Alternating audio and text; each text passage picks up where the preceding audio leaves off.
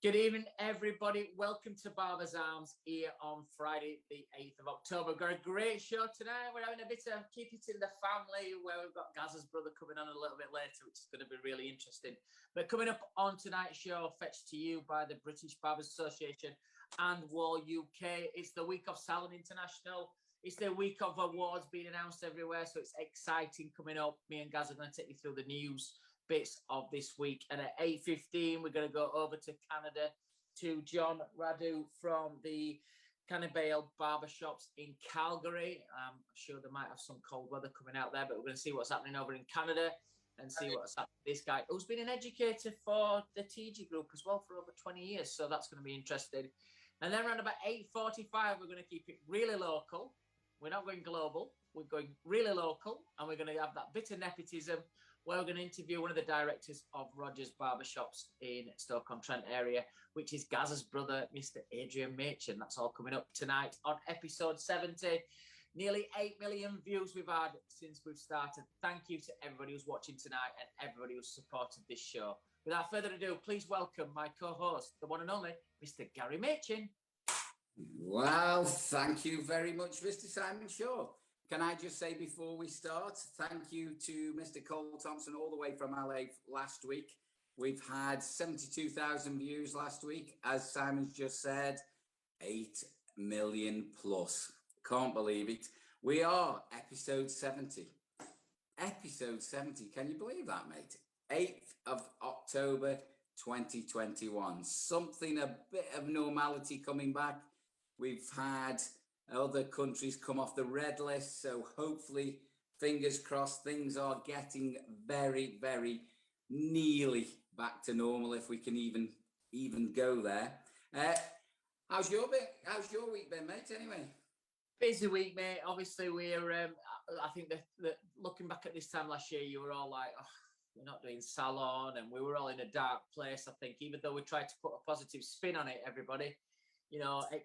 As what and it, you know, again, we've seen a lot of cancellations this year, but here it is. It's Salon International next weekend, and I think we're all excited to be there. Wahl's got a fantastic stand, albeit we're under a lot of restrictions and COVID rules coming in, new shape stage, and lots of restrictions are going to be in and around the Wahl area to protect the two bubbles that's going to be working at Wahl. But we can't wait to fetch you the brand new cordless legend.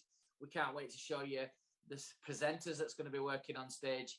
And over the weekend, we're going to do some knockout presentations. And also as well, coming up in this news bit as well, we have got the Wahl Barber of the Year and Barbershop of the Year, which we're going to talk about in a little while to tell you the finalists as well. So busy week, guys, really busy week. What we're drinking to start with? Right, so we're going with Banksy's Bitter. We've gone traditional today. We've gone with some English golden beers. So amber ale, golden beers, whichever way you want to go to. Banksy's an old favourite. It's an amber bitter, 3.8. So it's not too strong for you. I know you're going to hate tonight for beer-wise, because I know this isn't your bag. But tonight, you've got to suck it up, baby. So we're just going to have good health, everybody. Everybody who's been watching us all through the year. We've got Stefanos, Jared Welsh, Vagabonds, Alan Sheldon, my old drinking partner, Nikos. We've got all the regulars there. All the very best, gentlemen and ladies. Good health to you. Good health, everybody. So, Gaz, what a week we've had. I always get excited about this because I know next weekend on Sunday the 17th of October on about 3:45 in the afternoon, and I know you're going to be the foreman of our jury as well in terms of the judging, but we're going to change some young persons, not so young actually, some barbers' career and some barbershops' direction for forever probably. It's the one to win the highest number of entries in terms of barbershops, the highest number of entries in the Barber of the Year, and the caliber this year was so tough. Both me and Geoff Davies from Savills, a big shout out to Geoff. The competition to judge it from where we were to get it down to 5 barbers and 8 barbershops was immense. Guys, coming up on your screens right now, I'm going to announce, I'm sure you've all seen it on social media, but we're going to start off with the Barber of the Year. And These are the 5 names that will be competing on Sunday at Salon International to win the coveted Wahl Barber of the Year. In no particular order: Reese Whitehouse, Kyle Rowlands, Charlie Venn, Luke Dolan, and Mercedes Paggington. Those are the 5 finalists to be the new Wahl British Barber of the Year. What does that mean as well? Well, you win that fantastic trophy that you keep, that Killian takes around with him. He drives around with it in his car, puts his McDonald's wrappers in it. He just drives everywhere with it. And you get a year's contract with us, and also £1,000 worth of Wahl equipment, and life-changing title for 12 months to be the Wahl Barber of the Year. Those are the 5 that will be competing to be the new Wahl Barber of the Year. Again, massive entries this year, the highest number we've ever had. And it just reiterates that this is the one to win. Let's see how those guys go. Do you know what, guys? I spoke to them all in the week, and I said the same message to every one of them. If I were you, I sit, I look, there's 4 other barbers as well as you. Go win it. Go win it. That's all you've got to look now. Focus this next 7 to 10 days, prepping, getting ready, rehearsing, making sure you finalise whatever you're going to do on stage. But those are the 5 barbers that are going to make it through to the final, and one of those will be the new Wahl Barber of the Year. Do you know what? Go on, sorry, guys. Do you know what? I'm really excited. I mean, it's completely different from last year, obviously, because of lockdown, but we're back to normal, or some sort of normality. I know it won't be exactly the same, but we'll be on stage. They'll be strutting their stuff, doing their thing in front of a crowd, how it's supposed to be. It's so exciting. I'm sure they're nervous but excited at the same time, and it's going to be a great show, I'm sure. Great show. And then the Wahl British Barbershop of the Year. Here we go. These are the final 8 that have made it this year. Andy's Barbershop, honorary into the final this year, being the defending champions, always get the chance to defend their title. So they're in there. Andy's Barbershop, the last year's winner, 2020's winner. Andy over in Bicester, and then Parloose on Fleet Street in London. You've got Huckle the Barber in London, Ruffian Shoreditch, Kendricks of Rochford. You've got Emmy Bertie in Edgware in London. You have Barbertown Worcester making their 2nd appearance in the final. I think they were in the final about 4 years ago. Also, Ruffians are in there as well, who have won this twice. And without not fetching up the rear, but last but not least, Kesman's Male Grooming. Garay Kesman, who has been a twice finalist of the Barber of the Year. This year, his shop in Farrington in London has made the final. Those are the final 8 that have made the cut for the Wahl Barber of the Year. We're really excited. We can't wait.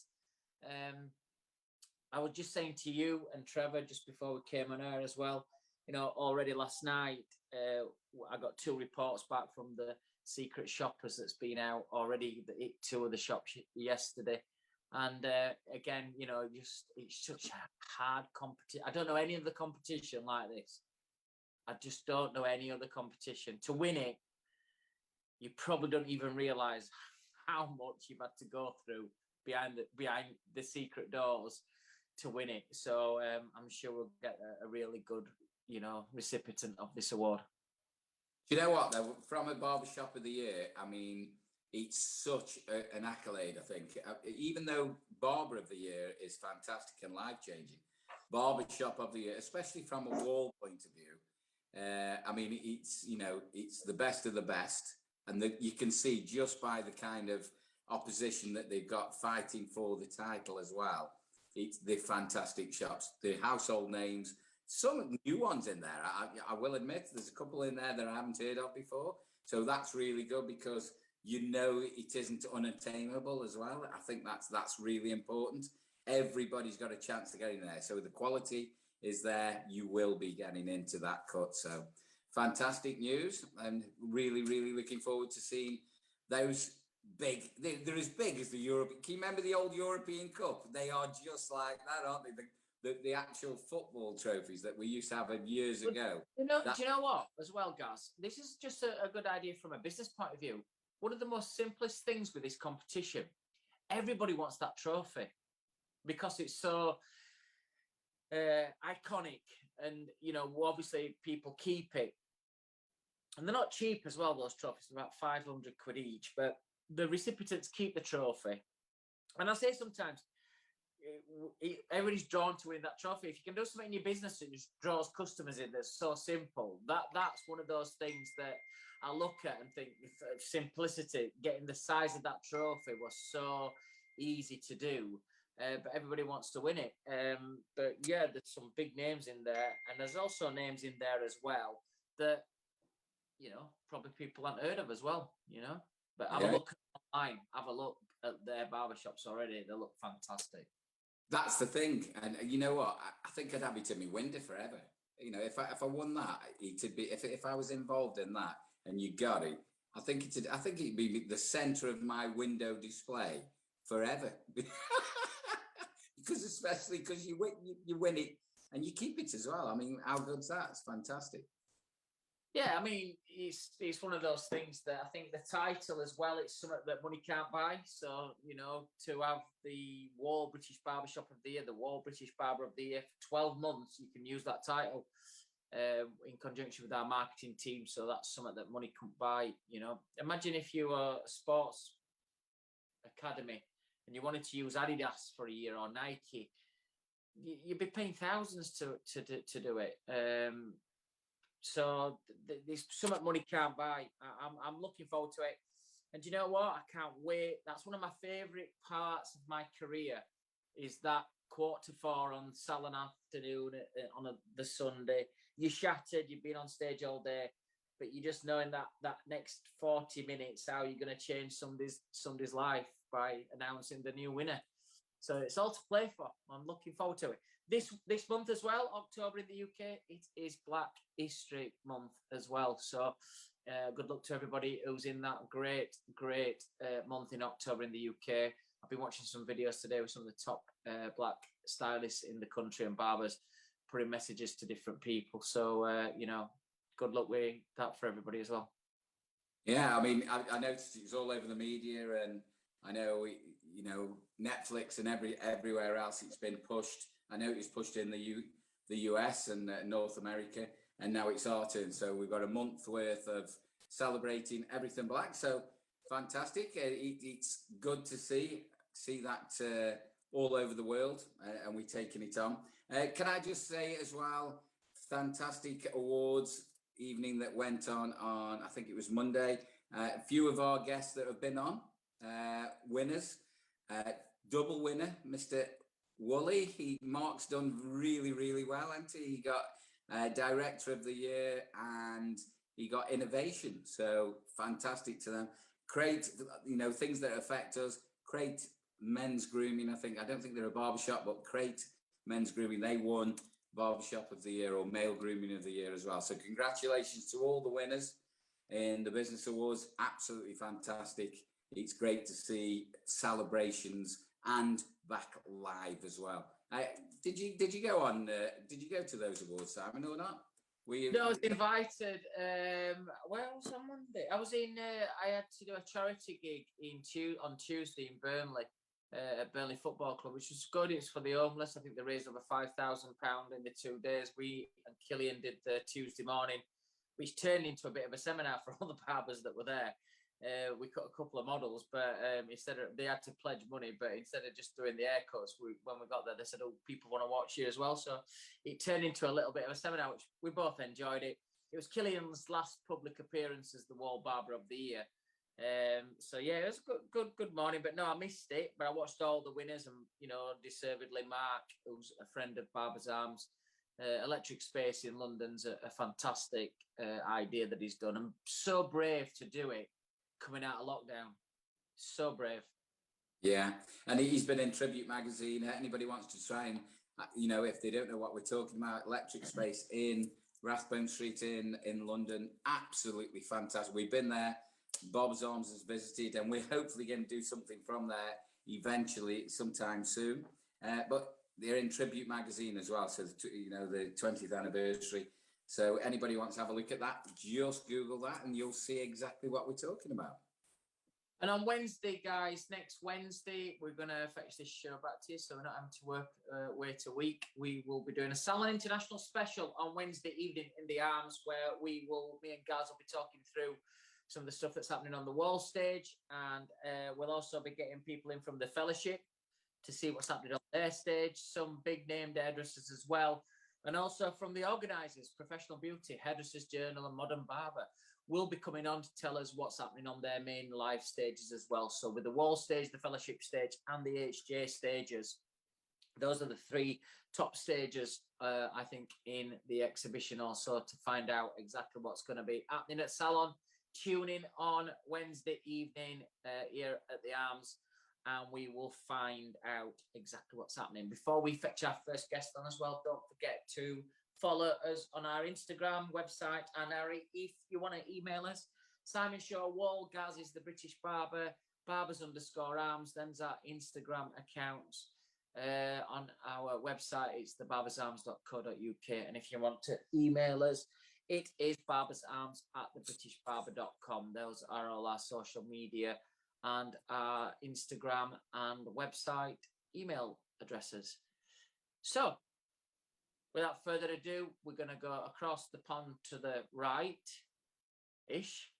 We're going to go over to Calgary, and we're going to invite, I think Gaz has already worked with this guy, but this guy's got 3 fantastic barbershops over in Calgary, and we're going to talk to him about what's happening over in Canada and what happens with his education that he's been doing with Tony and Guy for so many years. But for the first time on the Barbers Arms, we're going to go over to Canada, and we're going to ask John Radu to join us in the Arms. And John is the owner of Cannibale Barbershops in Calgary. So without further ado, please welcome Mr. John Radu. How you guys doing? Hello, gentlemen. How are you, John? Hey, Gary, how are you? How are you doing? Super excited to be here. I'm very well, sir. And how's things with you? Things are good, you know. Things are good. We're beautiful day out here today. So things are good. That's my first question. We're at the moment it's 8:20 in the evening for us. So what for our audience out there all over the world? What time is it with you at the moment? So right now it's like 1 p.m. here in the afternoon. So our day is just halfway out. So you've kindly given some time out of your busy schedule then. It's the middle of the day. I'm sure you're usually taking clients or you're teaching at this moment in time. Simon's just give you a so coming into the show. Just give us a little bit more background on you. So who you are, where you are, and what you are at the moment, what you're doing at the moment. My name is John Radu, and I live here in Calgary, Canada, and I am, I guess, a hairdresser, barber. Been in the industry for 25 years now. I do own three barbershops here in Calgary, Alberta, and 3 kind of unique concepts that we have set up for us. And but I also am an educator with TG. You know, originally started with Tony and Guy, and then evolved into TG now. And I've been with I've been educating with TG for about 20 years now as well. So that's kind of something that's been kind of keeping me busy as well. Of course, the barbershops are kind of crazy as well. And it's been interesting. It's been an interesting few years for sure. So, John, I don't know if you've watched any Barbers Arms and see what we're about and what we're going to shoot. We're going to go through some questions for our viewers tonight, but also the thousands that watch it through the week globally as well, not just here in the UK or Canada. We've got a great following as well from Canada. We've had quite a lot of people on from Canada, and I've been doing a few seminars with Louis Firo, the artistic director there, the lead educator in Wahl, Canada as well. So I remember doing one seminar, which I think we had about 400 people tune in one afternoon. Oh, wow. And I love it in Canada as well. I've been there over several times to do seminars, so receptive. So we're going to ask you some questions, and we'll finish off with a bit more of a lighter theme on the questions, a bit of fun. But my first question is to you, because I think it's important that people understand this. So we're getting through it. You guys have had a lot of lockdowns. You've had a lot of stop-start. So my first question is, what would you say is the biggest difference that COVID has caused to the Canadian hairdressers and barbers? It's now we're moving on a little bit further.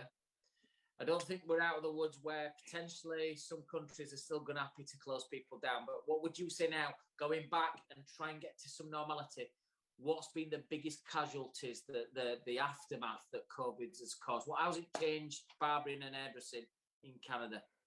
Wow, yeah, it's a great question. I mean, yeah, as you could see, it's been 2 years of chaos, and funny enough, coming into this, I remember coming into this industry, the biggest sell for the biggest pitch, I guess, for this industry was, it's such a great industry and it's recession proof, and all of a sudden we hit a pandemic and certainly found out it's not pandemic proof, and it's been a challenge because, like you said up here, we're actually going through a really big our fourth wave right now. So of course right now everyone's panicked about if there's going to be another closure, which I think would be really, really bad for us. It would be certainly a bad time.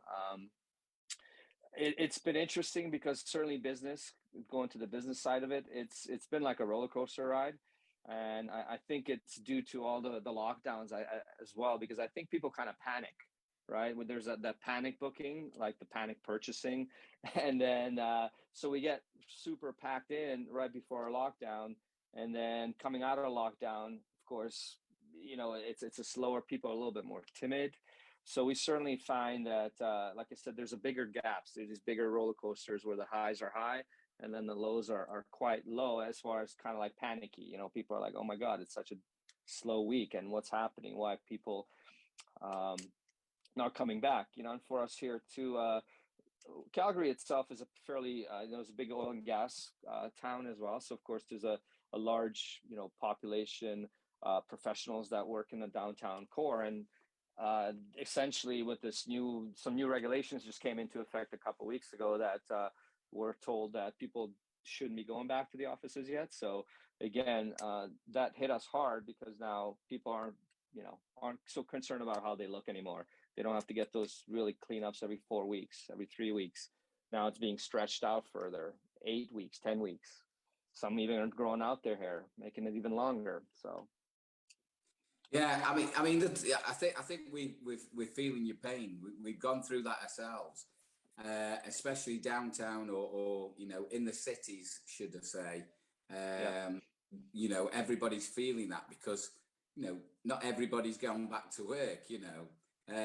We don't feel that so much where we are at the moment because we're more market towns or whatever, and I think you can see that coming from the city centre type of salons. They're really struggling about that. John, before we go any further, I know we've worked together. The BBA event worked very close with yours. We worked in Edmonton. Yes, sir. We did something with Evelyn Charles, which was a great success. Your guys supported that. We were on stage together. Have you got back into education yet? Are you traveling for education? Are you back on the road or not? No, we're not. Travel is certainly not yet. We haven't happened yet. I know there has been sort of chatter amongst. So for us as educators, travel probably in 2022. I have been, we have been. TG's definitely been great because we've been doing a lot of Zoom online sort of classes that we've been pushing a lot, which has been great. So it's certainly been doing these Zoom, the Zoom classes, of course. They're great, but they're still not not the stuff you crave, the in-person, people's reactions, their looks, their aha moments, things like that. So, but yes, we've been doing stuff, and it's certainly been keeping me, inspired enough because it's been a tough. I know some people that have struggled this through, this couple year and a half with education, lack of things like that for sure.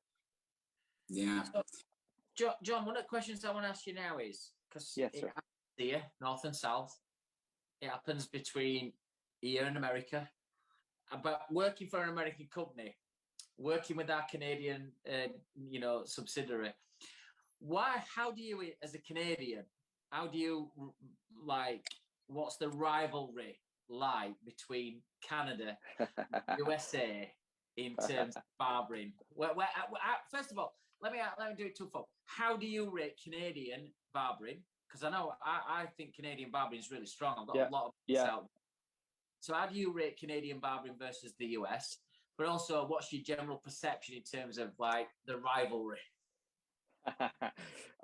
You know, I mean, it's interesting because I mean, I find that the whole American barbering right now is certainly very flashy. You know, there's a very big flash element to it, and that's certainly never been, I think, the Canadian sort of thing as well. I think, like you said, we're just and I think that's just general Canadian thing. We're pretty much just whatever, you know, we're okay with it. We don't need to be the best, but hey, we just want to be good at what we're doing. So, so I certainly, Hey, you know, it's something we all try not to say, but it's on the back of our minds every time. I've got Tourette's, so when I'm in Canada, I find myself a lot going, hey. I don't know, hey. That's awesome.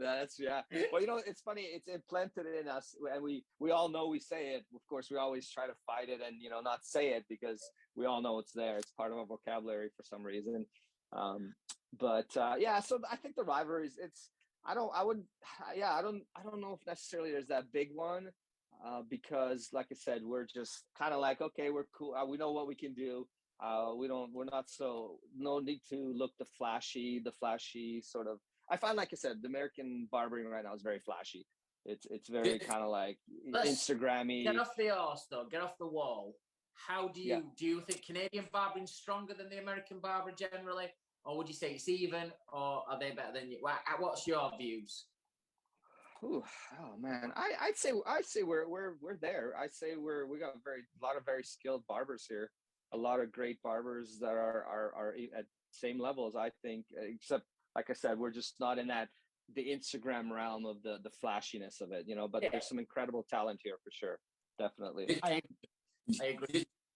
Do you know what, John? There's a certain man that's watching at the moment, Mr. Brian Guam, he'll say exactly the opposite to that, because he pushes the Canadian flag wherever we go.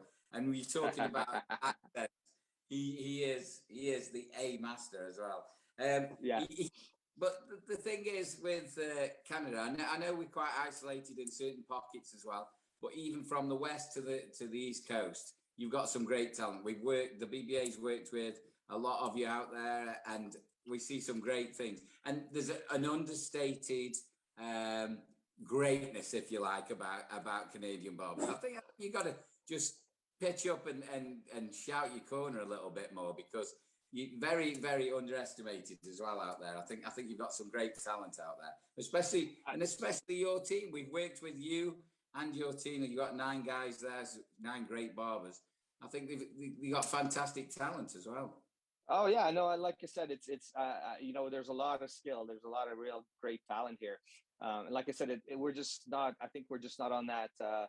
I mean, as we all know, what some of the American barbering is known for. You know, it's for that, the stage, the flash, the blah blah blah. You know, so I think, like I said, because I think our education is really strong out here. You know, their licensing is definitely strong. There's a real requirement here. It's not just you know, anyone can pick up a clipper, obviously, but there's certainly a licensing element that we do here, which is, you know, makes it certainly that much more higher with what's required. I think looking back over years though, Gaz, as well, I used to look at it when I first started traveling to America in 2000 doing my stuff. I just thought we in the UK, and I'll ask you the next question as well, how do you rate the UK barbering and hairdressing compared to the Canadian and the American? But for years and years, what I have to say is that everybody's caught up, because I think when my first steps in America in 2000, we were so far in front. Obviously, at that point, there's no Instagram, there's no Facebook, there's none of that social keyboard warriors. It was on pure talent and people working. I always thought the UK were just such, and I still think we do lead a lot into that. But everybody's caught up. Everybody's on an even keel now. So I think there's been a massive improvement, and I do think social media has made people aware of how good good some of these people are in America, you know, like your A-Rods, you know, G-Ways, Birdmina in the US, and a lot of that's been down on social media. You guys over in Canada, you know, Matty, what's he called? Matt Paynton, Louis Firo, you know, there's been there's some good names out there as well in Canada that yourself that are really fetching the Canadian side of it up. So I think we're all on an even keel. Yeah. I mean, like I said, I think it's just, you know, the extra little bit of flashiness to it that's added. But yeah, skill wise, certainly, you know, we're definitely up there with, you know, what we can do for sure. Definitely. I mean, you look at a lot of the, you know, a lot of the awards and a lot of photographic awards up here, especially the work that's coming out is, you know, it's super strong. It's we're definitely, you know, can push the limits and hold our own for sure. I mean, definitely, there's some. Do you know what, Simon? I mean, if you ever get the chance to go over to John, his salons, his barbershops are lovely. They look great. They're in great locations. We were in Liddington. You still got your shop in Liddington, John? Myself? Yeah. Oh yeah, so yeah, we have the 3 shops. So we have it's in Inglewood and Bridgeland, and then we have another one it's like called 17th Ave. It's sort of the main strip downtown. But yeah, they're sort of in the Beltline downtownish area. Yes. Yeah, but I mean, you know, if you ever get a chance to go out there, they look great. The guys look great as well. They've got great work going on. I mean, you know, we've worked with them and we've been out to their actual barbershops. But I think there's a really colonial Edmonton, Vancouver, those sorts of places. I mean, Alberta especially. It's got a special kind of, you know, place in our hearts as well. As you know, it's just one of those things that when you go to some of these places, you think, you know, I could live here or I could work here, and I think that's a special place. You know, when you go to somewhere and you think how good they are, fantastic. You know. Yeah. No, it's a great place, and it is interesting because we're such a huge country, but you know, there's such interesting parts of it and just you know, what hair is and barbering and all that, how it's constantly, you know, feeding each other. It's pretty cool. Yes, it's a pretty interesting place. Definitely a lot of beautiful places to go. So, what's happening for Cannibale Barbering at the moment? Then, what's going on? Where are we going to go from here? I know we just come out of COVID, and hopefully this is the end of it. So, where does what's going forward for you? Well, you know, I mean, I think for us, we're just excited. We have a really great team right now, a good, strong group of individuals, and so we definitely want to make sure we've added a few new talent to our roster. So we definitely want to make sure we grow their business at the moment. We're just focusing back on getting back to, you know, being back full time and just driving each other. And I mean, obviously there's always, you know, talk of expansion, of course. Our places are small, but they're unique. We don't put a ton of chairs in there. You know, we keep it at that 3-chair max.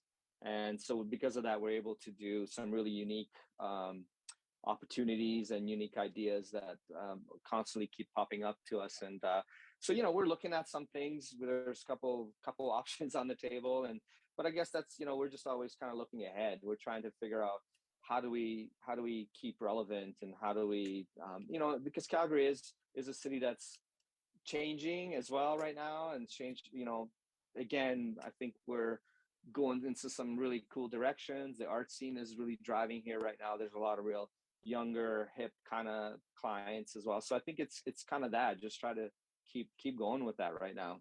What year was it that Calgary did the Winter Olympics? Was it? That was way back 1988. 88. Was there some significance about the Calgary Games at that time? Would it be Torval and Dean, Gaz? Would it have been Torval and Dean, or was that previous to 88?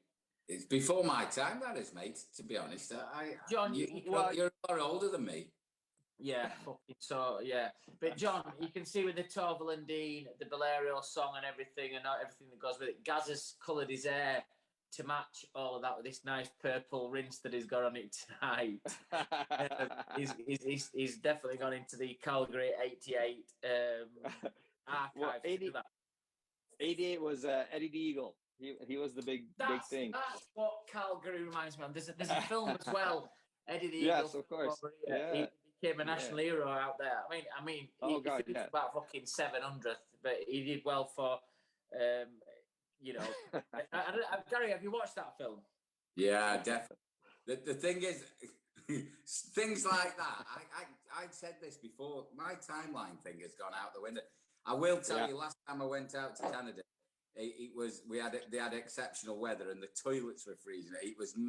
We had some ridiculous weather, didn't we? It was minus 45 or something ridiculous, and the beer didn't freeze, but getting about was really, really cold. So I've been in Chicago in January. That sucks too. I've had two times in particular I can remember. Once I just went shopping, I had a nice coat on, but I had some jeans on with some rips to them. And I got back to the hotel and I was cold, so I thought mid-afternoon, 3-4 o'clock, I'm meeting everybody for a beer tonight. I'd done some shopping on Michigan. I'd had these ripped jeans on, which were exposed. I got into I thought I'm going to have a soak in the bath. So when you know when you get that hot aches, like, I looked down at my legs and it looked like somebody had whipped my legs when the heat and it was like frostbite across where my ripped jeans had been. I'm like, that's not. And then the other time is where you get the water and you throw it up in the air, and the time it gets down, it's turned to like slushy type of weird, really weird. Well, we were doing that last winter because it got cold for a couple of weeks like that. So you're able to do it up here for sure. That's the only thing with Calgary. It gets a little cold in the winters, you know, but it's bearable. We get used to it. John, I think that's an understatement when you say that. I mean, we don't have great winters or great summers really, so we don't have much of anything. But when you go to, you really, really get the seasons out there, and it's it's quite ridiculous. Brian sends all his best, by the way. I've just had a message off him. He says, "Oh, say hello." You know the two guys who came over to Edmonton with us that year. What were they named? Yas and Yan. Yeah, are they still with you? Yan is. Yas is. He's on his own. He's doing his. He's renting a chair, I believe, right now. But he's working on opening his own shop, which I knew that was his next step. He was with us for several years, and he was pretty much with me, pretty close from the start when we opened our first spot. And so that was his next evolution, which is great. I mean, it is great to see people that obviously doing something right. If they're moving on to do their own things, I think that's the best thing you can kind of hope for, I guess, at the same time. I think that's great though, from a boss point of view, or an employee point of view, to see people go, not to go and work for somebody else, but to actually stride out on their own. Fantastic. That's a good question to go on to. Is that something that's happening now? Is there a lot of booth rental or guys renting chairs now, or is it still the barbershop? Is that the mainstay still? Yeah, I mean, certainly there's a couple of companies that are opening up the suites here right now in Calgary, which is, like Canada general, chair renting wasn't very big at all, and not as much as in the US. The US booth rental is huge, right? So here it's just starting to come up, and it's certainly changed a little bit, but I find it's mostly hairdressers that are doing it currently. There's been, I think, several barbers have sort of split off, but right now it's definitely more like I said, hairstylists, and so it hasn't quite hit the barber world yet. But from what I heard some rumors that there's someone is trying to do something more dedicated to a barber thing as well. But I mean, who knows? Rumors are rumors, what's right? What's the main trends at the minute then, John? What would you say the main focus is in terms of haircuts at the minute? What's the theme? What's the biggest cuts out there that men are having trends? Well, we're definitely getting into a little bit more of a little bit longer tapers, even a little bit longer on the fade side of things, not necessarily high and tights, not going so so high with the skin. But there's definitely length up here has become a lot bigger than I'm actually thought it was going to be. I knew eventually we were going to get there, but I think COVID sort of sped that up a little bit, where guys grew out their hair a little bit more because they were able to do it. So we're talking low fades, burst fades, mullets. Yeah. So similar kind of market. I know Rob's watching and he's just asked that question, but Rob, I think most countries are pretty similar now. As I said, everybody's on an even keel now. It's not like they're 3-4 years behind. Everybody's on the same kind of thing. So mullets, low fades, burst fades, drop fades. I think Canadians are still very similar to us. John, what would you say is your lifetime biggest achievement so far? Ooh, my lifetime biggest achievement. Biggest one I'd have to say was when I did get to be part of a collection for our men's collection for TG. Shooting my first video, step-by-step video that was part of a collection. That was a pretty big moment for me. There's been several really exciting ones throughout the years with just the education side of it, of course. But I'd have to say that's probably my to me, that was my biggest sort of moment that I thought, yeah, that was great. It was super inspiring and just really fun to do. And it was something I've always wanted to do. Did you work with Kevin Lunchman? No, because we did it all in Canada here. So we're sort of separated from the UK team, and Canada, US, we do a lot of work together for ourselves.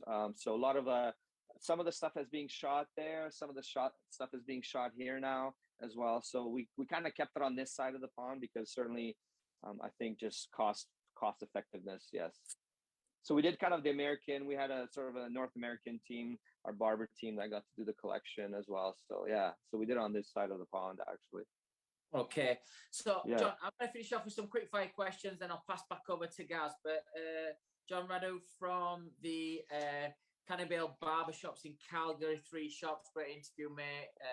Love your energy, and it's what you always get with Canadians is a real humble honesty, and know exactly where they are. There's, like you just said, there's no. Sometimes I want to do for a rocket up some of our Canadian artists. Come on, elevate yourself because you're really good. Yeah. And I think that's something that the Canadians could do. But John, what's your favorite haircut?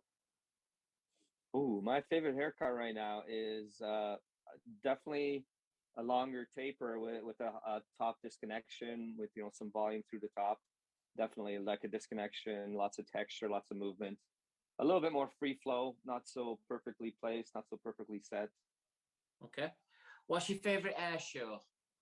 Which air show do you like doing, demonstrating? What's your favorite one? I'd say Chicago. ABS was really, ABS was great. I mean, Premiere was amazing Premiere is amazing as well. In Orlando. That's a good one too. I mean, that's a big one too. That's a massive show as well. I'd say, but for me also though, I mean, my favorite shows were technically is when, we used to do our own world releases. To me, those were, hands down the Montigi, Tony and Guy were doing our world releases. That by far was, I think, the best shows, because there was just so much inspiration, so much content, and it was our own, and it was really cool to see these inspiring artists get together. What's your favorite destination? Well, I mean, I'm Hungarian myself, and I would still love to go back. I would have to say that's my next my next go back to Hungary, go back to Budapest, and see how things have changed and since we moved to Canada. But I would say that's my in my heart, that's where I want to be. Okay. And what's your favorite music? Well, I do have a hobby. I'm a house DJ as on my hobby side of things when I'm not doing hair and I need to get some other inspiration. So I love house music. It's something that I grew up in and something I play as sort of a hobby as well. And who's your biggest? I'd say house music. Who's your biggest hair hero? Who would you look up to the most? Oh my God. Well, because I grew up in the whole TG Tony and Guy world. I mean, I would say obviously Anthony Mascola was our leader that we all got our inspiration from. And but within, with under him, of course, there's tons of other great hairdressers that I've got to work with. And, like Thomas Osborne, for instance. I mean, he's one of my all-time heroes still. This guy can cut hair like with his eyes closed, and constantly try to mimic him at times, which of course is never going to happen. But he's a great friend of mine, and he's just such a great guy. So, but there's been so many, so many. And I think we're very lucky in the UK because we've got some of these big names out of Tony and Guy from what I call the Tony and Guy factory, Sloane Square, where it all started. They've gone on to do amazing things, and like hair geniuses. Oh yeah. It's just a legacy behind that they've left. That's just like, and a lot of them have been on Barbers' Arms as well. Tim Avery to be one of. John Radu from the Cannibale Barbershops in Canada. His favourite haircut is a long taper. He's doing all this at the ABS show in Chicago. His favourite destination would be back in his homeland of Hungary in Budapest. He's listening to some house music, and he's doing all this with the very talented, unbelievable master of Tony and Guy, Mr. Anthony Mascola. John, been a pleasure to have you on Barbers' Arms. I'm going to hand you over to Gaz. Great meeting you. I'm going to come out to Canada. Please do. Go soon there, and we might catch up and have a moosehead or some Coors Light, whatever. Anytime. You let me know when you're here. I would love to hang out and chat for sure. No worries, man. Well done. Ciao. John, it's been an absolute pleasure, mate. Hey, they've got some great craft beers out there as well now, Sam. Oh my God, it's our craft scene's blowing up right now. it's fantastic, and we'll make him drink them as well, John. So don't worry about it. It's been an absolute pleasure, mate. It's lovely to speak to you. I know we spoke before. Hope to see you very, very soon. And when we all open up and we get over there again, we'll meet up and have a pint, mate. All the very best. See you, Gary. Much love. Take care of yourself. Love what you guys are doing. Ciao. See you, pal. Well done. See you guys, buddy. Great guy, Gaz. Really good guy. All Canadians are, though. They're so easy. Yeah. Do you know what? The lovely guys, but his salons are, they're not huge salons. He's just said, there's 3 or 4 guys. I think he's got about 9 staff at the moment. But they're in great locations, and they look great as well. But they've got that. They've got such a laid back approach to everything. I think that's what I like about it. But the guys, but he likes his education. They did a stage performance with us. We did a collaboration in Edmonton with Evelyn Charles. She's one of the main educators out there. She's fantastic. And his guys, worked with us, and it was a great success. It was great. So, what can I say? They're a great company, great team, but also very, very humble, as you said. So, but it's a lovely place to go. Yeah, it is. It's always been a nice place, and it's a bit like he's just summed it up there. I always think when I've been to Canada, it's a bit like America, but without the steroids. Yeah. It's just one of those places where you enjoy going, you enjoy being there, the people are nice, but sometimes think, hey, listen, you are good, come on, put a rocket up your ass and project it a little bit better. But I love Toronto. Toronto for me, Mississauga area, when you just on the outskirts of Toronto, you've got like Little Italy, Little Greece, Little Portugal, all these little suburbs where it's all like themed, and you've got all like Portuguese living there, Greek people living there, Eastern European people in the restaurants and ice cream parlors all resonate. That it's really a cool place to work in. Yeah. Really cold as well though, guys, in certain areas. Really cold. Not cold. It's frigging cold. I mean, we've worked with the BBA. We've worked all over. I mean, Vancouver, Edmonton, Calgary, Montreal, Toronto, and there's some great places. I think what it is it's so spread out, but they're so close to I think everything's two hours from the US border as well. So there's so much untouched as well. It's a huge country, but you know, there's only so much that's actually used. But have you done the Niagaras? Yeah, I've worked in Niagara. I've done a presentation in Niagara Falls. Been everywhere. It's eerie, isn't it? I mean, we're very lucky with these jobs that we've visited these places. But the first time I ever went there, the sound is when you've got out of the car and you walk that 15-20 minute walk, which was fucking hard work. But the sound, you can hear that thud, and then the spray starts hitting you as if it's raining. But then when you get there, from the viewing galleries, and it's kind of like breathtaking. It's kind of eerie, a bit scary, really.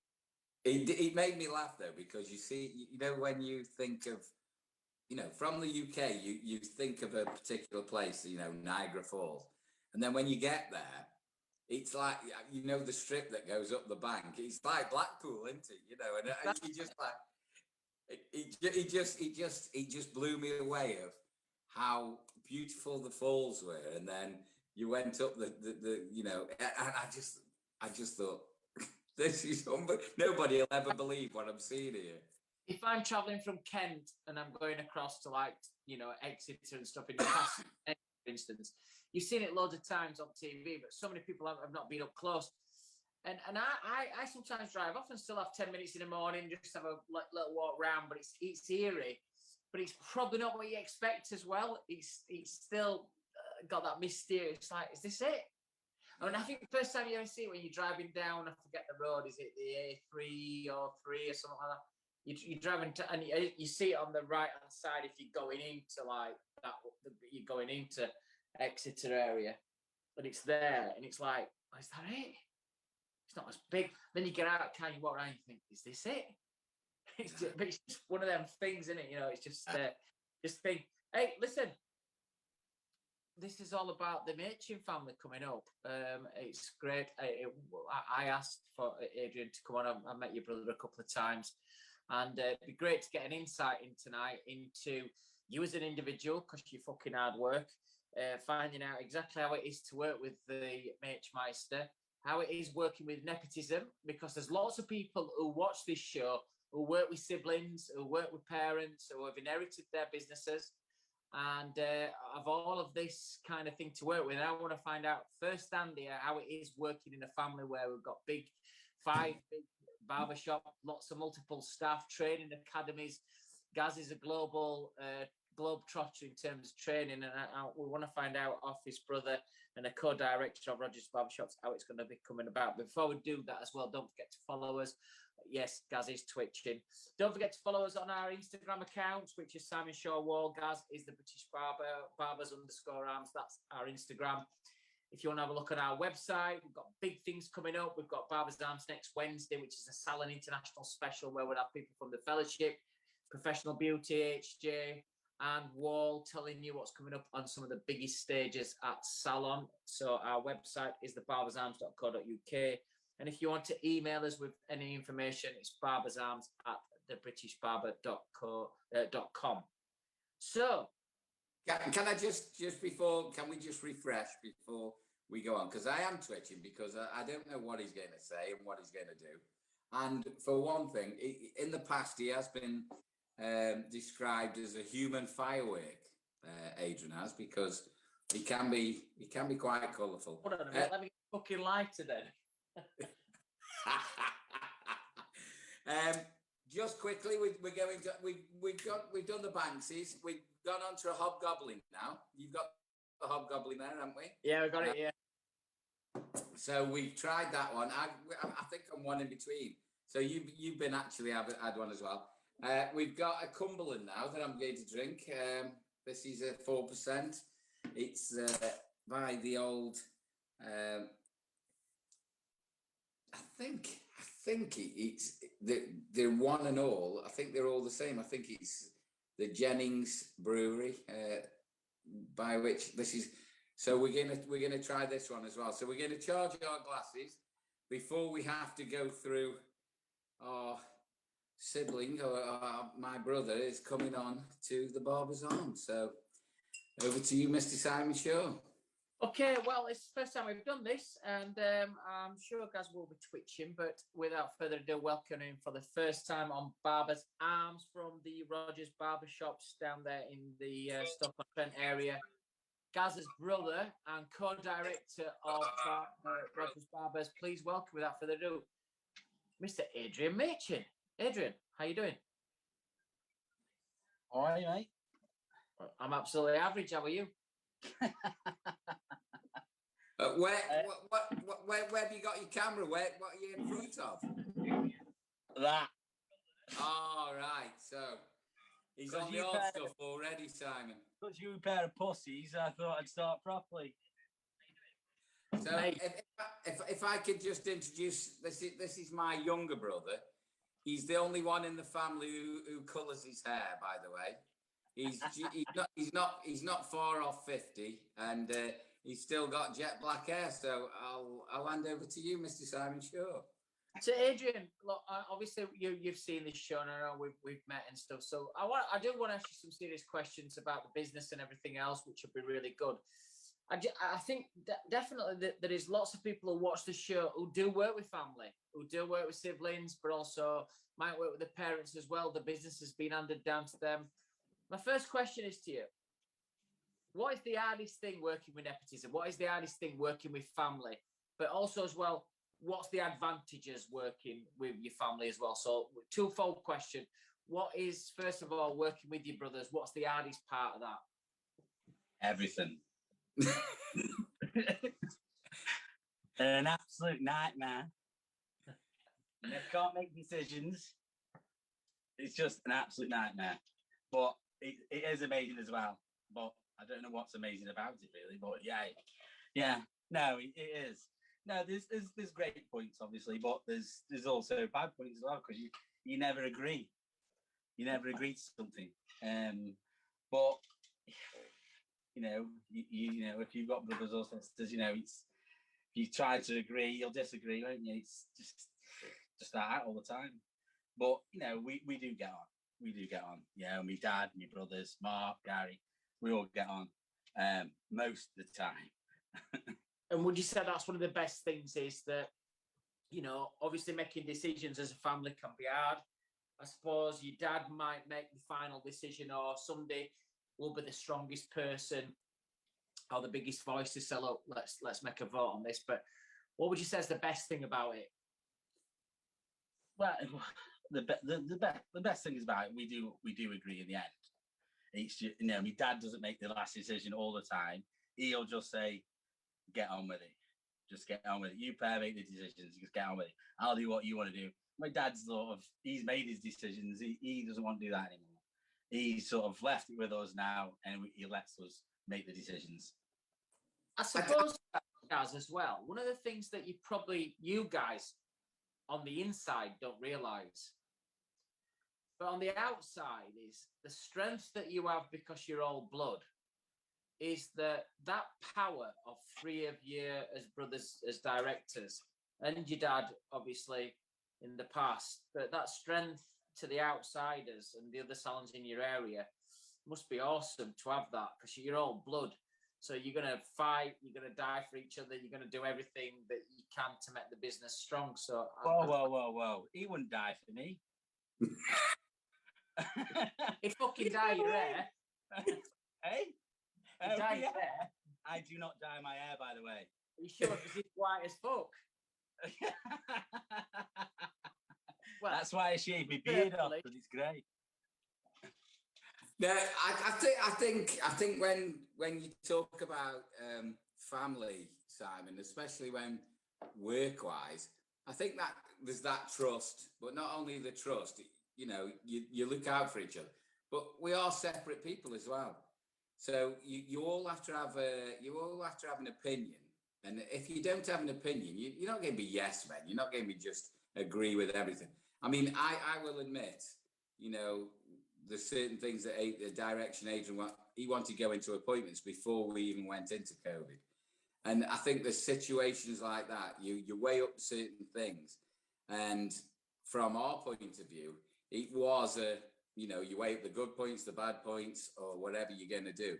And I think sometimes you agree to disagree. There's never a point there where we go, yeah, go on, we'll all do that. You know, we all do need to go off in our different directions as well. Yeah. So I think there's just that holding together. When it comes from the outside, you've got that buying power of six shops. We look after the training between us, but we've also got our own. Aidan's got another business, a couple of businesses that go off in different directions. We've got RB properties as well, so we own all the properties.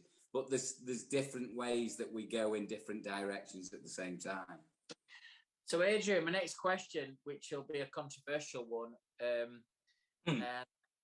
So, if somebody said to you, right, not personally, but we're going to give you £1 million to spend across the 6 businesses, not for you personally, to go out and buy a car out. We're going to give you £1 million to spend on the businesses. How would you invest into Rogers to make that secure for the next 15 years? What would you do? That's a difficult question, but a good question. Well, he just put it into training to keep your staff happy, really, unless you were going to build more businesses, you know, because that would always be the key, to build more businesses, as in within Rogers, obviously open more shops. You would never take the money and run, because you always want to have, you know. So you would open more, you would buy more property and more units. Yeah. Okay. What else? Well, you just put it through the training, make sure everybody's happy, make sure all the staff are happy. Because if you haven't got a happy staff, you know, you're blown it. You know, if you can't keep staff happy, you're blown it. And you know, that is the key to any business. You can't, you know, work in the business yourself and just work like a Trojan all your life, because you know, you need fantastic staff all around you to, you know, it's not staff, it's colleagues. You know, you need these fantastic colleagues around you, because you've got to have it. Otherwise, you're nothing. You're nothing without the colleagues with you. So wouldn't we buy any pubs or strip clubs or anything like that if we had £1 million? Only if we could make any money out of it. Okay. But you need help. You need help, Gary. Well, not what he's drinking, done. So, Gaz, whilst you're on, if you had the £1 million and you were the chairman of Rogers board, you were making the decisions, how would you invest the £1 million? Would it be same direction as Adrian, or would you do something different? £1 million in. Yeah, I think the main thing is the way we've always run the business is we always buy the property. So I would never lease. I would always buy the property and take it. But I don't know. I'm 52 now. Aidan's a lot younger than me, you know, even though he doesn't look it. So if somebody gave me £1 million now, would I take it any further? Would I retire? I'm not sure. Yeah, but you can't take it. He's just asked you if you put it in. It's to do with Rogers Barbershops. He didn't say you retire and sod off, you idiot. I'm not saying I would retire and sod off. You just said you're 52. I'm 52. Would I get to the point where you keep investing? If we open more shops, would we take it national?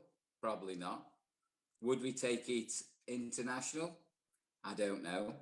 I think the way I go is purely and simply down the training situation. You know, I thought he was going to say drinking.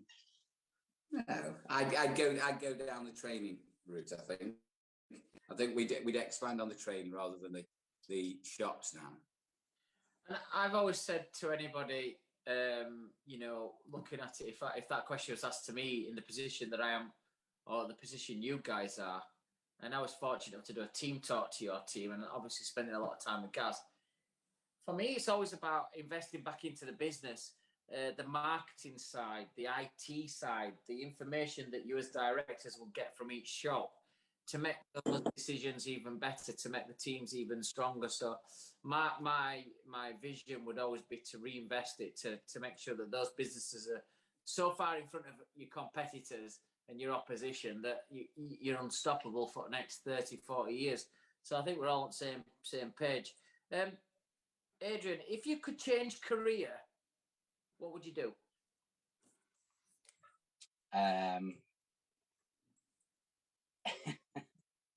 I was going to say something really rude, but I don't think I haven't got the penis for it, to be quite honest. But no.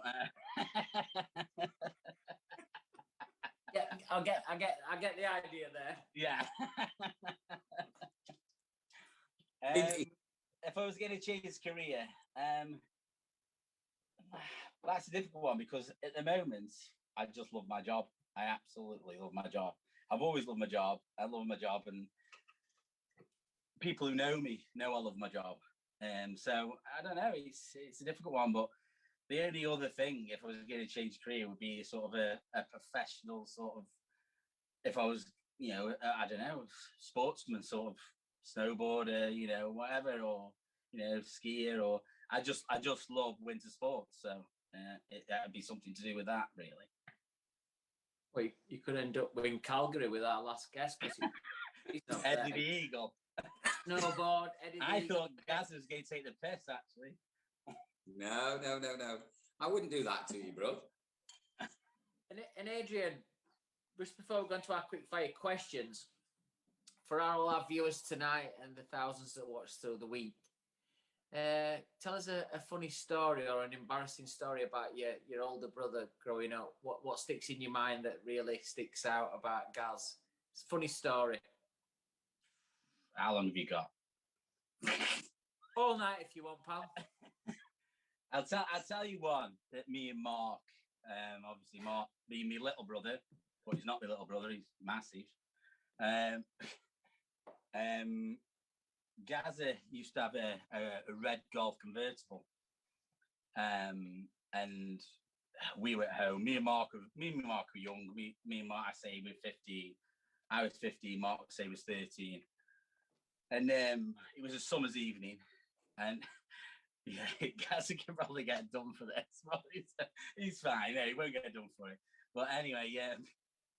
All we heard was this really, really loud music. We were in the house. Me and Mark were in the house, chilling in the house. It was, say, midnight, something like that. It was red hot. I was like, what is this music playing? It's so loud. Opens the front door, and then there's Gaz's car, this Golf convertible, roof down, and Gaz is there in his car, wasted. Right, wasted. Looks on his seat, he's got a kebab on his seat, all just like stoned out. He goes, "What are you doing, you idiot? What are you doing?" He goes, walks, gets his kebab, leaves his car running, right? Gets his kebab, leaves his car running, wraps his kebab up like like a little shield, leaves his car and the keys in, everything, just walks in the front door. Me and Mark put his roof up, shut his car off, put it all off, go upstairs to his bedroom and just about go, "You idiot, you're a fucking idiot." And he's there and he spread his whole kebab all over his bed. And he just goes, he went, "See you in the morning." Shut the door. And everybody wonders why I don't drink with him. That's exactly why I can't keep up with him, because he's just like in a different league to me. Yeah. Can I just say, I can't remember any of that, and I think it's completely. Well, that's even worse. Yeah, that's not the best tack, Gaz. But I think I've heard the groan as well. I think I've had the Machin groan. Have you had the groan? I think, yeah. In a lift somewhere or wherever we've been. It's here we go. But I have to say, we'll have a beer next week, and he's still in front of everybody. He's still the champ. There's no one's going to touch him at Salon next week. Fucking get ready. He'll kill everybody at it, So there we go. Adrian, I'm going to finish off with some quick fire questions just to get the viewers to know a little bit about his younger brother and find out a little bit about some of your personal likes as well. But my last question would be, obviously, as a family running the business, if you could add to that dynamics, if you could add to the family dynamics, what kind of position would you fetch in? So what I'm trying to say here is, would you fetch in like a dynamic trainer, a dynamic financial person? Would you fetch in an HR person? What would you think you could add if it were like money no object? You could fetch one person into the business that you think, wow, that'd be like unbelievable. What would it be? It'd be, to be quite honest, we bring a few in. I know you're saying one, but we possibly need a couple of them things really. Probably the best one would be, we don't do too bad with the marketing stuff, but yeah, probably a marketing director, but a financial director. We need, because you're getting bigger and bigger, you just need that team behind you now, and you do need like an HR. You need all them kind of things. The bigger you get, the more you need. Definitely. Absolutely. And I think this is a point for everybody, Gaz. For barbers in particular, when you get to your size, HR departments, marketing people, PR people, financial people, which as barbers and hairdressers, we just use somebody once or twice a year. It's now becoming where these kind of people are needed, like within the business all the time. Yeah, the paramount, I think, in a business now at our size, we need people like that in the business all the time. Definitely. Adi, just before we go, and I come across to leak and clock you around the head. I've got to get home, yeah. But wait a minute. Let me just show you. Just pick your phone up or your device and just let us have a look around the shop. Well, I'll just show you how I'm going to get home first.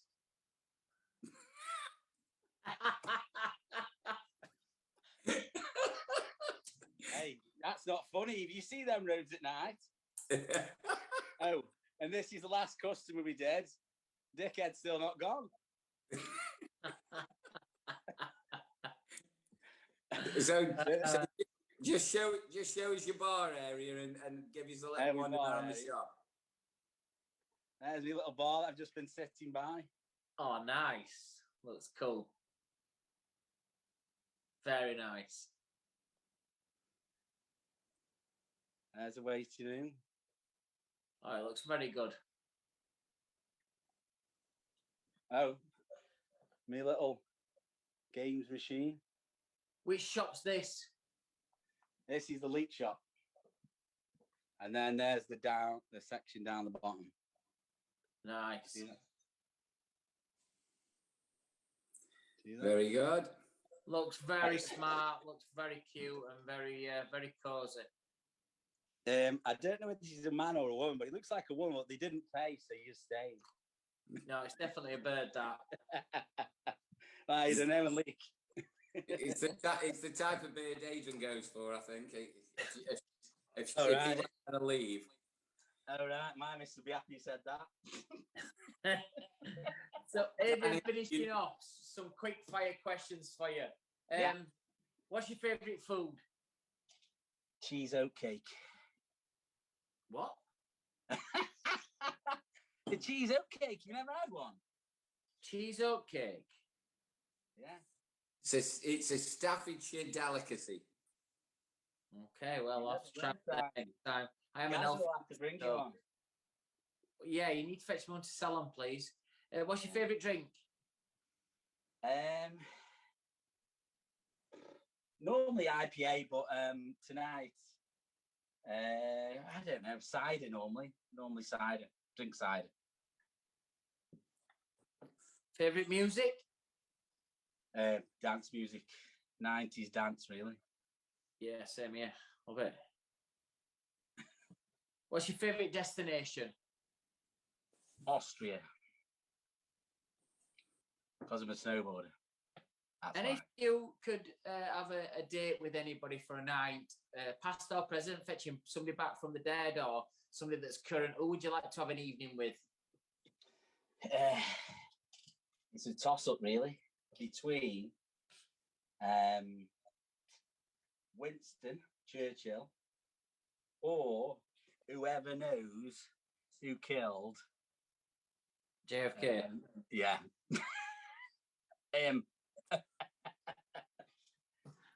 Oh, we'll go with your first one. Adrian Machin, one of the directors of Rogers Barbers and Gazza's younger brother, as you can see clearly. Great to have you on, Adrian, tonight. Thanks for sharing the golf cabriolet kebab story as well. That will be something that I will use for quite some time now. When he chelps up, I'll remind him of that. Just to keep him sweet. Obviously, he's doing a big job for me next week as the main man on the jury of the Barber of the Year and the Barbershop of the Year. But we've got Adrian Machin here drinking his favourite drink, which is an IPA or a cider, depends what kind of mood he's in. He's having his favourite food, which is a cheese oatcake, which is a delicacy down there in Leek. He's listening to some 90s dance music, which is his favourite music. He's doing all this in his favourite place, which is Austria. And he's having all this with the We'll Fight Him on the Beach as Mr. Winston Churchill. Adrian, it's been a pleasure to have you, mate, on Barber's Arms. I'd love to have a beer with you soon. He keeps inviting me over, but he never makes it happen. So I'm definitely ready for a stay over at Machin Towers. And I'm sure that night we'll go out and we'll have a beer together. Great to see you, brother. Cheers, mate. See you, boys. See you later. Adrian, it's been a pleasure, sir. I'm not sure if you can make it out to next weekend alive because I'm going to beat you to death. But love you, brother. See you at the weekend. Bye. Love you, baby. Ta. See ya. Bye. Well done, Gaz. I'd find it hard if somebody, I ain't got brothers and sisters, but if I had my best mate on, I'm sure he'd love to come on, Tom, and tell you some stories about when I've been drunk and I've said stupid stuff or done stupid stuff. I'd be cringing. I wouldn't have him on. I just wouldn't have him on. Well, I had my, you know, when you two said, yeah, he's definitely coming out, I'm like, I had my, little reservancies, but I never thought he'd bring that up. But that was a long, long time ago. That was 19. So that's 32 years ago, that is. So let's just say for the viewers out there that you're not drove out, you were doing it on your own land in your farm, in your parents' farm, and you were just doing a bit of joyriding around your farmyard as well. So it's all good stuff. Guys, it's going to be a busy week. We've got Barber's Arms coming up on Wednesday evening, guys. So we're not going to be next Friday. We're going to do it Wednesday evening. It's Salon International Special, the first big hair show, probably globally as well. But it's Salon International at Excel in London. Professional Beauty, Hairdresser Journal are fetching you this live from London. The Wahl UK stand over there. So the presenters we've got on stage, Alan Beak, Andrea Raymond, Rick Roberts, Carl Taylor, and Sam Campagna will be fetching you the brand new launch of the long-awaited cordless legend. That is going to be at Salon International. We've also got the final of the Wahl Barber of the Year and Barbershop of the Year. Gaz is going to be the foreman of the jury. We're very excited to crown the new winner, which will be on Sunday the 17th. The finalists are Reese Whitehouse, Charlie Venn, Kyle Rowlands, Luke Doland, and Mercedes Paggington. Who's going to win the Wahl Barber of the Year? The Barbershop of the Year, Barbertown Worcester, Kesman Male Grooming, Andy's Barbershop, last year's winners, Parloose from Fleet Street in London, Huckle the Barber London, Ruffian Shoreditch, Kendricks of Rochford, and Emmy Bertie, who is going to be the new Wahl Barbershop of the Year. We'll find out next Sunday at Salon International. I'm looking forward to seeing you all there as well. But don't forget, Wednesday evening, you'll get some exclusive of some of the top stages that's going to be at Salon. The Fellowship will be in the house. Hairdresser's Journal will be in the house. Some of the Wahl people will be there to tell you some of the fantastic things that are happening at Salon International. So I can't wait to see you all there. I'll finish off with this, guys, before I pass you over.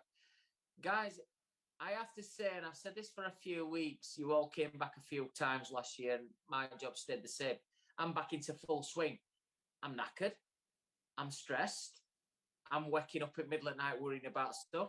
I continually walk around with a notepad with me, and when I'm driving, I'll pull over and I'll start writing stuff because it's in my head. I feel alive. I feel different. I feel like, you know, I can't wait to get to Salon and do what we've got to do. But, you know, this time last year, it was all about what we'd be doing. I'm not bothered how stressed we are, how worried we are, and how you sometimes forget things and do things. This is what we're supposed to do. This is how we feel alive. Get to Salon International next week and watch it. If not, watch some of the live stuff that's going to be streamed. But we can't wait to see you all live next week. Don't forget, it's the big launch of the Cordless Legend. So we can't wait to fetch that to you. Have a fantastic weekend, everybody. And we'll see you all Wednesday night on our Salon International special. Pass you over to Gaz. Cheers, Simon. Well, can I just say, it's 10th of October. It's Mental Health Day. So for all you out there, anybody who needs any support, we've got a little bit of a piece that you can catch up on the Barber's Digest that you can find on the BBA website. Simon said it all. We will see you Wednesday for the launch of our intro to the HJ Special Hairdressers. Can we just say as well, we want to see as many of you there as we possibly can. This is going to be the first time that we can all get out in, you know, probably 18 months. We want to see as many of you there as we possibly can. We'll have a beer. Love you all. See you on Wednesday. Good night. God bless.